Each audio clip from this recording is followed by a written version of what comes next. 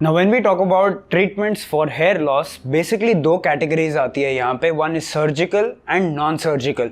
Surgical में basically आपका hair transplant आ गया, एंड नॉन सर्जिकल के अंदर आपके पास दो कैटेगरीज हैं.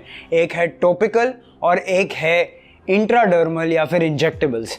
टॉपिकल के अंदर आपके सारे सीरम्स आ गए, Procapil, Redensyl, copper peptides, minoxidil, all of these things. And जो आपका इंट्राडर्मल है, यहाँ पे आता है माइक्रोनीडलिंग, यहाँ पे आता है PRP, GFC, Botox, QR678 and QR678 neo जैसे treatments. So hey guys, welcome back to the bearded छोकरा. मेरा नाम है अभिजीत बंसाली एंड आज हम बात करने वाले हैं in detail about QR678 and QR678 neo. ये जो नए ट्रीटमेंट्स है हेयर लॉस के लिए, इनमें क्या अच्छा है, क्या नहीं इतना अच्छा है या क्या बुरा है, सारी चीज़ें अनबायस्ड इन डेप्थ इस वीडियो में आपको मिलेगा. सबसे पहले देखते हैं ये कि QR678 है क्या.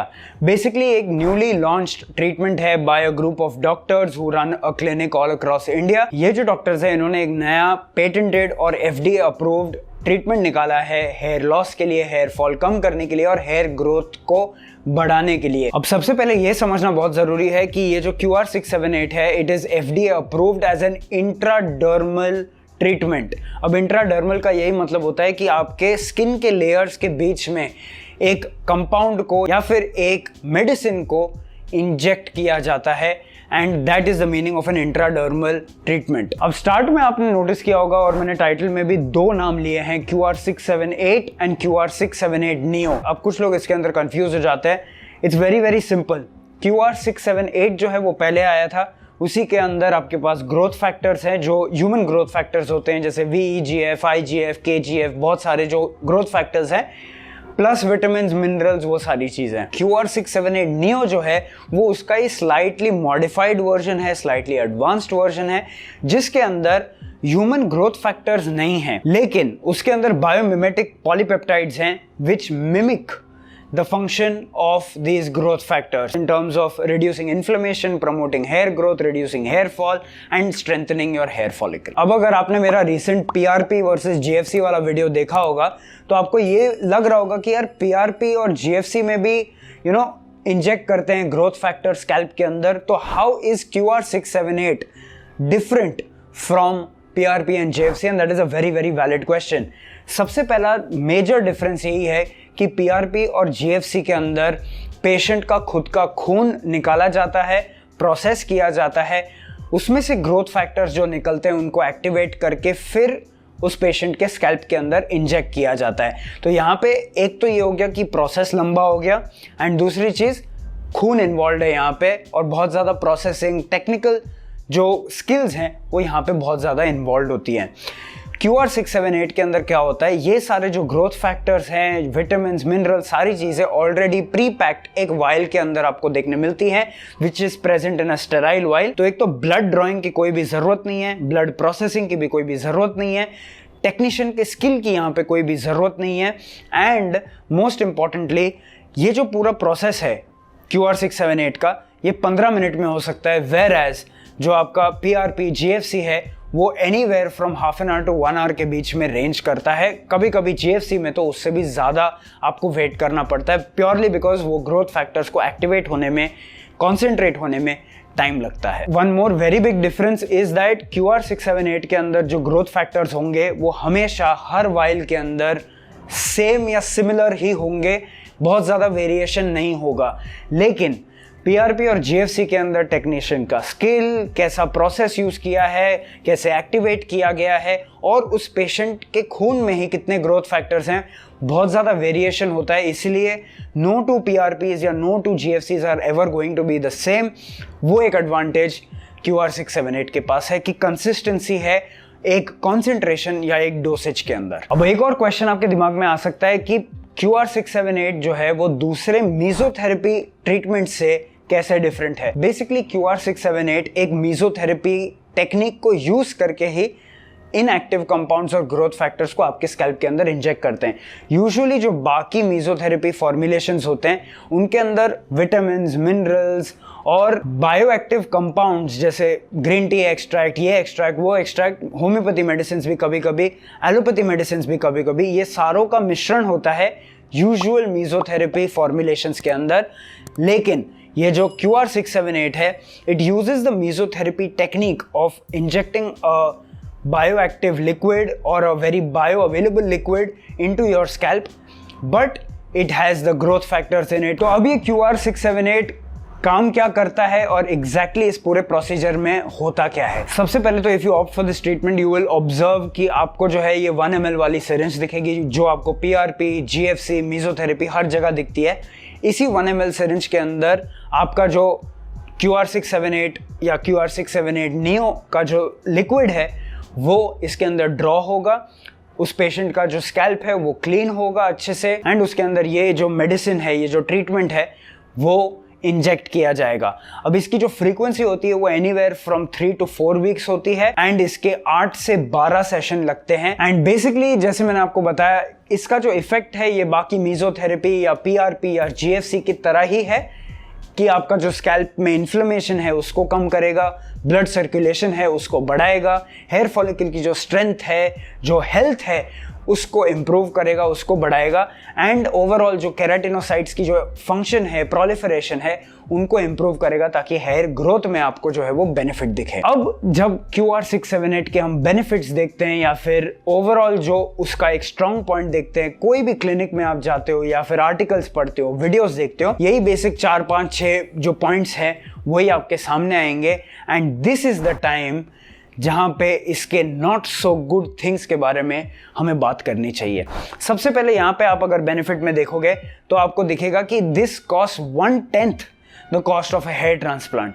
अब ये जो है ना बहुत ही एक मिसलीडिंग स्टेटमेंट है, प्योरली बिकॉज इसका एक सेशन आपको 1/10 the cost of hair transplant होगा, लेकिन आप सिर्फ एक सेशन नहीं करने वाले हो, आप 8 से 10 या 12 सेशन करने वाले हो। एंड तब जब आप देखते हो कि एक सेशन QR678 का एनीवेयर फ्रॉम 7 to 14,000 कॉस्ट करता है, तो अगर हम एवरेज भी मान ले 8 to 10,000, that multiplied by 8 to 12 sessions you will be spending very close to hair transplant. एक ही डिफरेंस आता है कि हेयर ट्रांसप्लांट में ये पूरा का पूरा 1 लाख रुपए या उसके आजू बाजू का आपको स्टार्ट में ही देना होता है एंड जो QR678 है या GFC है या PRP है या मेसोथेरेपी है, इसके अंदर मंथली बेसिस पे आपको जो है पेमेंट करना पड़ता है, तो वो इतना ज़्यादा एक साथ पॉकेट के ऊपर भारी नहीं पड़ता। सेकेंडली एक और चीज़ आपको ध्यान रखनी है कि ये जो ग्रोथ फैक्टर्स इंजेक्ट किए जा रहे हैं QR678 के अंदर, those are not autologous. Autologous का मतलब they are not from your own body. Thirdly आपको ये भी ध्यान रखना है कि 8 से 10,000 रुपए पर सेशन कोई मामूली रकम नहीं है और बहुत ज़्यादा लोग हैं जो इसको अफोर्ड नहीं कर पाएंगे। एंड मोर इम्पॉर्टेंटली अगर आप कहीं से जोड़ भी लेते हो ये पैसे, हम कुछ ही टाइम में देखेंगे कि ये सारा जो है वो वर्थ इट है या नहीं। Now when we try to research about QR678 आपको काफ़ी सारे रिसर्च पेपर्स दिख जाएंगे जो इन्होंने ही पब्लिश किए हैं, जो डॉक्टर्स जिन्होंने ये बनाया हुआ है उन्होंने ही बहुत सारे रिसर्च पेपर्स पब्लिश किए हैं। But what we need to understand is it's very short term data, it's very small data and the sample size used for these studies is very small। काफ़ी सारे studies इसके अंदर जो है वो in vitro studies हैं, तो वो humans के ऊपर ट्रायल नहीं हुआ है काफ़ी सारे studies के अंदर। So overall जितना भी इसके अंदर results दिखाया जा रहा है या promises दे रहे हैं या benefits दे रहे हैं, all of those things have to be taken with a pinch of salt purely because it's not proven long term and we don't have multitude of tests done elsewhere by somebody else, by some other researcher who is not from this founding group। और एक चीज आपको दिखेगी जब आप इसके बारे में रिसर्च करने की कोशिश करोगे कि इंटरनेट के ऊपर, गूगल के ऊपर आपको बहुत सारे आर्टिकल्स मिलेंगे, बहुत सारे वीडियोस मिलेंगे, which is a good thing कि इतना सारा बात हो रहा है इस पर्टिकुलर ट्रीटमेंट के ऊपर। But and that's a very big but that I am going to tell you guys, जब आप इसके अंदर थोड़ा सा और डीप जाते हो और पता करते हो कि ये सारे वीडियोस और आर्टिकल्स कहाँ से पब्लिश हो रहे हैं, this will shock you.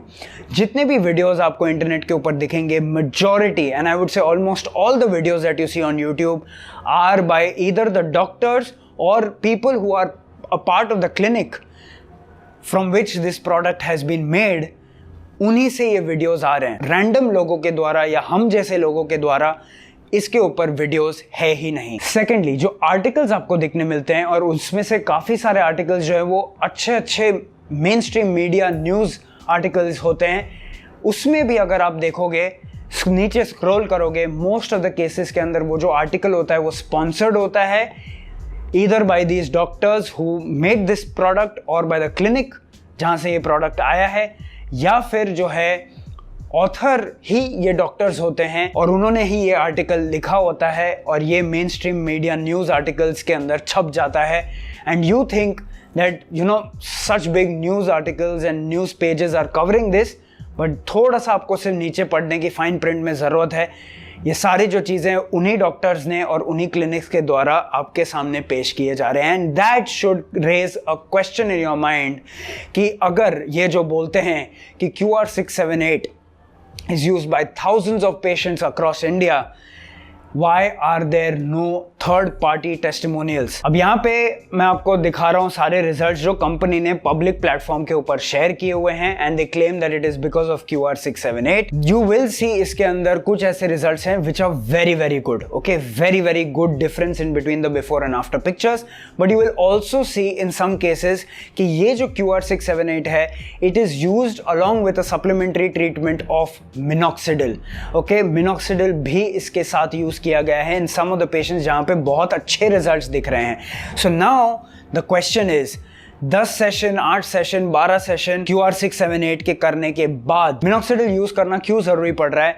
Apart from that minoxidil का तो खर्चा आ ही रहा है, प्लस 10 सेशन मतलब लगभग 80 हज़ार रुपए खर्च करने के बाद अगर आपको ये रिजल्ट मिल रहे हैं तो ये कब तक टिकेंगे उसका भी कोई definitive answer नहीं है। Apart from this, you will also notice that most of the results that even doctors are seeing is in people who have telogen effluvium, short term or acute, hair fall या hair loss related issues, and weak root, weak hair, chemically treated hair, उन लोगों के अंदर QR678 is producing better results, whereas if you go over grade 4 या फिर advanced stages of balding, you are not seeing good results with QR678 या फिर you are not seeing substantial results with QR678। तो basically इसका तात्पर्य यही है कि if you are someone who wants to control their hair fall, who wants to fix their weak hair, okay, who wants to improve blood circulation, या फिर you are okay with using minoxidil alongside QR678 and if you can afford this expensive treatment, then and only then does this treatment make any sense for you. For me, and this is my thought process, I see QR678, which is a mesotherapy technique, and microneedling as somewhat similar, okay?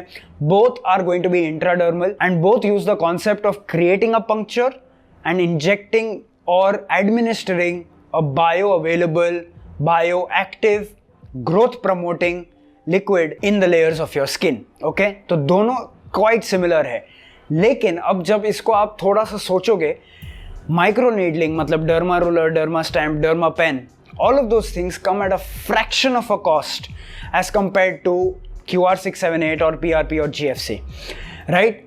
More importantly उसके साथ micro derma roller या derma stamp के साथ आपको minoxidil use करना है तो minoxidil use करो, कोई सीरम यूज़ करना है तो वो यूज़ करो, कोई होम्योपैथी ट्रीटमेंट यूज़ करनी है तो वो यूज़ करो टॉपिकली, फिर भी वो पूरा package is much cheaper as compare to these mesotherapy techniques. More importantly हमें यह भी नहीं पता कि 8-10 सेशन इस QR678 के करने के बाद वो जो नया हेयर ग्रोथ हुआ है वो कब तक लास्ट करेगा, या फिर उसको मेंटेन करने के लिए भी हमें और सेशंस लेते रहना पड़ेगा।